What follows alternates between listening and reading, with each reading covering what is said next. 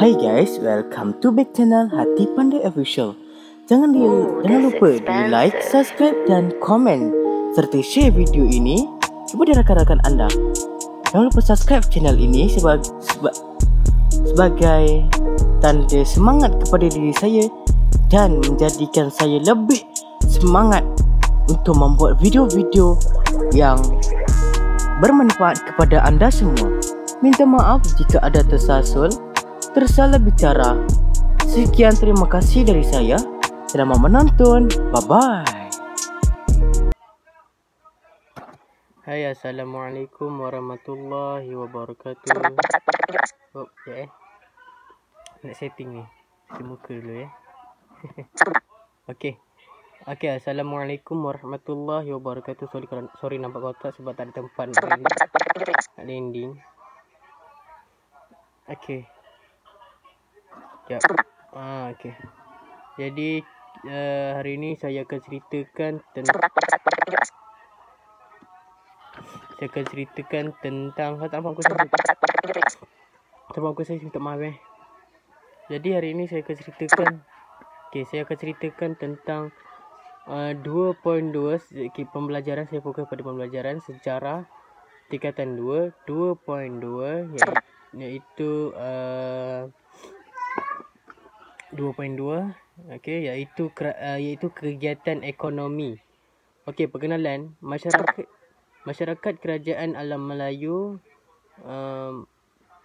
Masyarakat kerajaan alam Melayu menjalankan pelbagai kegiatan ekonomi seperti pertanian, perdagangan, mengutip hasil hutan dan laut serta perlombongan dan pembuatan. Okey, pertanian. Jangan pening kena muka saya ni.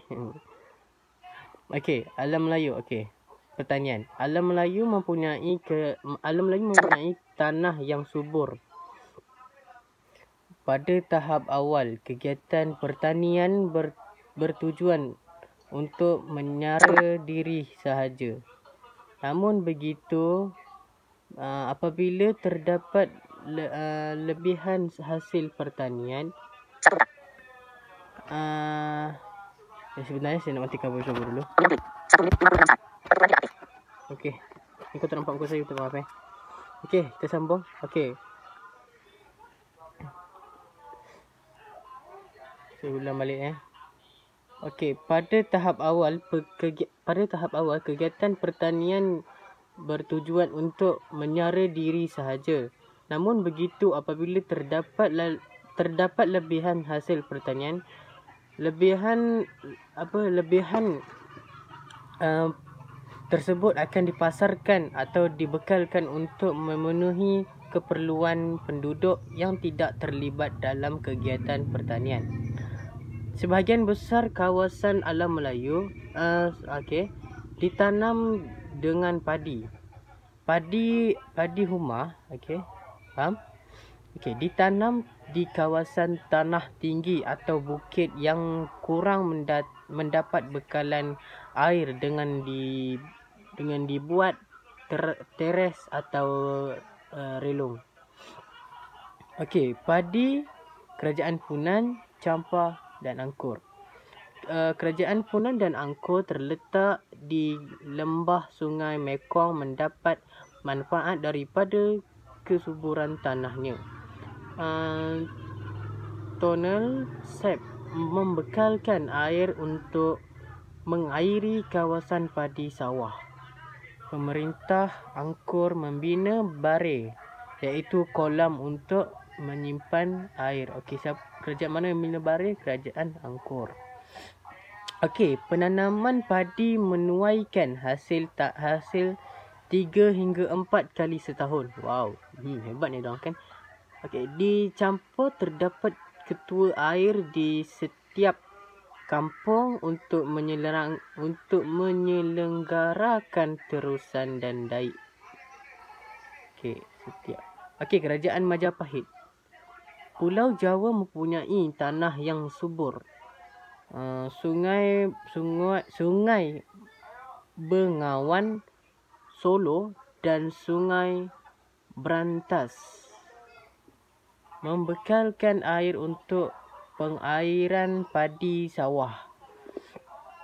Okey, pemerintah Majapahit membina sistem pengairan untuk meningkatkan untuk meningkatkan pengeluaran padi sawah. Seterusnya Kerajaan Sriwijaya. Padi menjadi tanaman utama Kerajaan Sriwijaya. Padi sawah ditanam di kawasan pendalaman Palembang, terutama di tanah tinggi, Pasemah dan Hulu Musi. Rempah ratus yang terdapat di alam Melayu termasuklah bunga cengkeh, bunga pala dan lada hitam. Bunga cengkeh ditanam di Kepulauan Maluku. Buah pala ditanam di Pulau Banda, manakala lada hitam ditanam di Sumatera dan Jawa. Kegiatan pertanian lain, masyarakat Kerajaan Alam Melayu juga mengusahakan tanaman seperti pisang, tebu, bijan, kekacang, kelapa, sayur-sayuran dan buah-buahan. Mereka juga menangkap ikan di sawah, paya dan sungai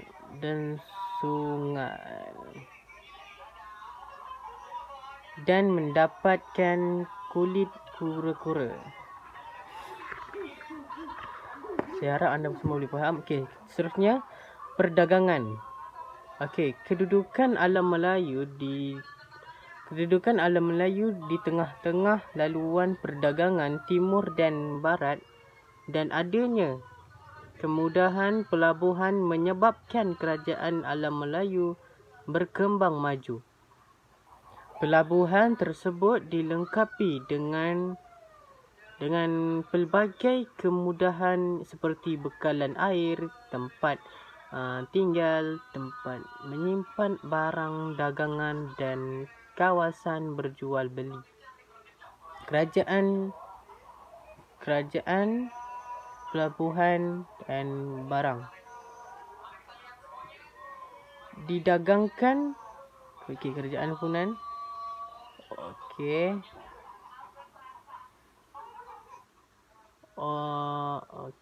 Okey, Kerajaan Funan.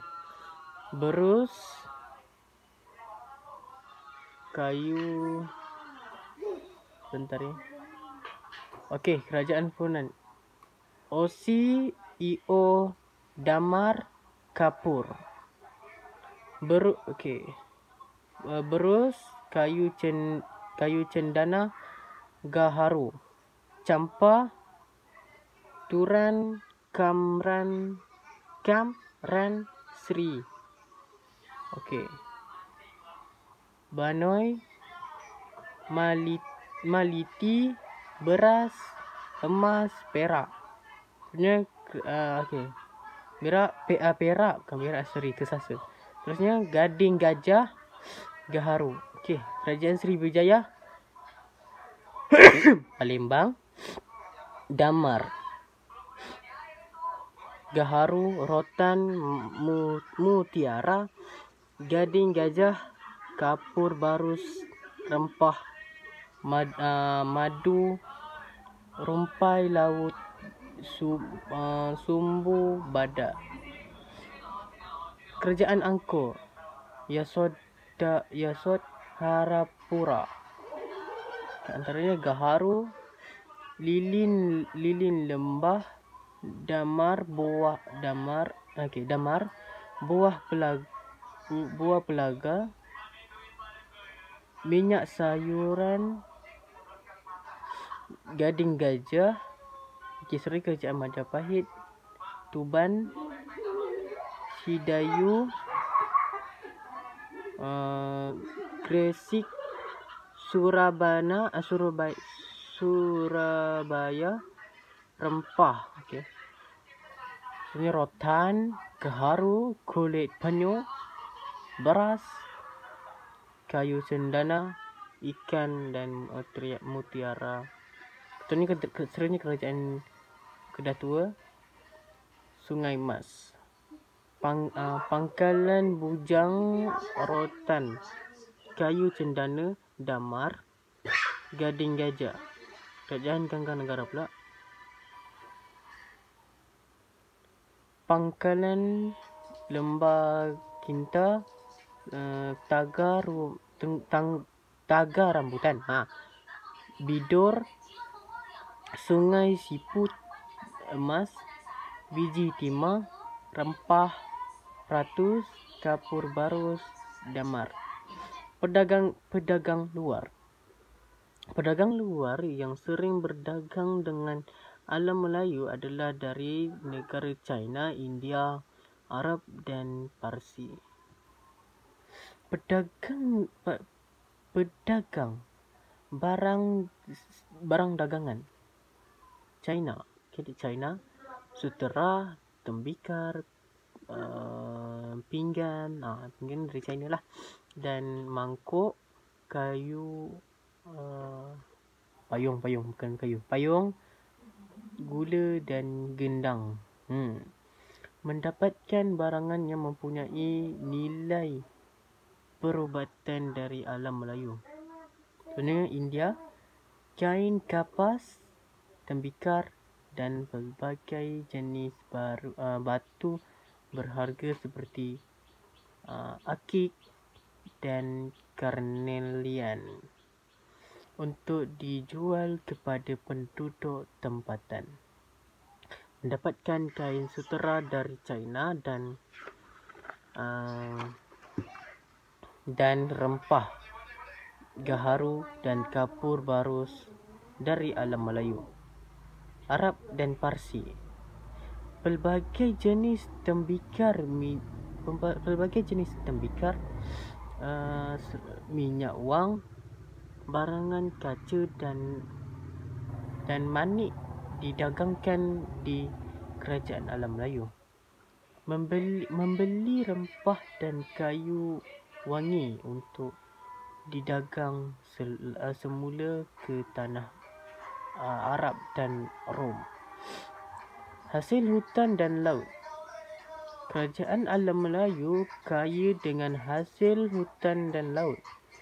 Apabila kegiatan mengutip hasil hutan membawa hasil yang melebihi keperluan masyarakat setempat, maka lebihan ini didagangkan dalam kalangan pertempatan tersebut. Hasil hutan mendapat permintaan tinggi daripada pedagang kerana mempunyai pelbagai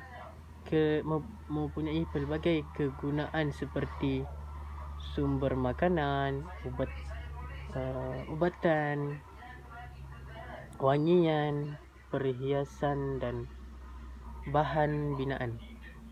Antara hasil hutan dan laut yang mendapat permintaan tinggi daripada pedagang asing termasuklah gaharu, sarang burung, rotan, kapur barus, gamat, mutiara dan rumpai laut.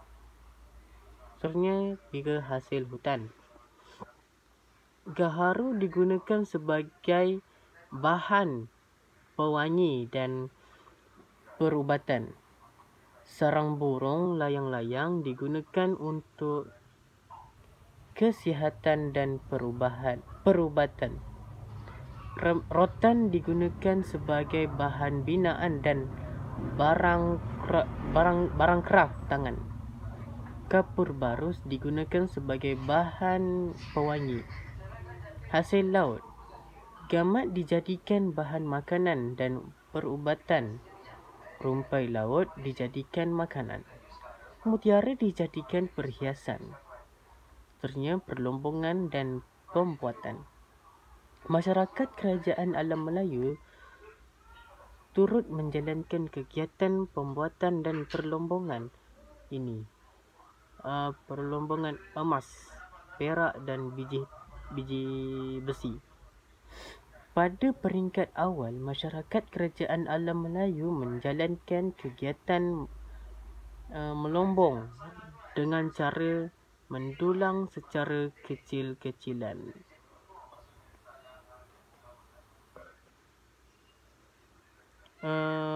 Pembuatan pula ialah kegiatan membuat perhiasan emas, cuka kelapa, pembuatan garam dan pembuatan tembikar. Perlombongan emas Kerajaan Champa berlaku di kawasan Pergunungan Emas. Okey, seterusnya perlombongan perak pula terdapat di Indrapura dan kawasan di antara Amaravati dan Wijaya. Perlombongan biji besi dilakukan di Pergunungan Phnom Dek. Masyarakat Funan dan Angkor menghasilkan pelbagai barangan daripada biji besi dan emas seperti barang perhiasan. Kerajaan Champa pula mengusahakan pembuatan cuka kelapa dan mahir dalam pembuatan barang tembikar. Kerajaan Majapahit mengusahakan pembuatan garam, gula dan minyak. Di samping itu, mereka mengusahakan pembungkusan daging kerbau dan membuat mi daripada beras. Itulah dia tadi 2.2 Itulah tadi 2.2 tajuk yang pada hari ini yang telah saya beritahu anda, iaitu kegiatan ekonomi. Jadi jangan lupa subscribe channel ini agar channel ini semakin berkembang untuk membuat video-video berkaitan. Kalau tak nampak muka saya minta maaf Dan kalau tak berapa jelas audio, boleh komen kat bawah. Sampai sini saja video kita pada kali ini. Bye bye. Assalamualaikum warahmatullahi wabarakatuh.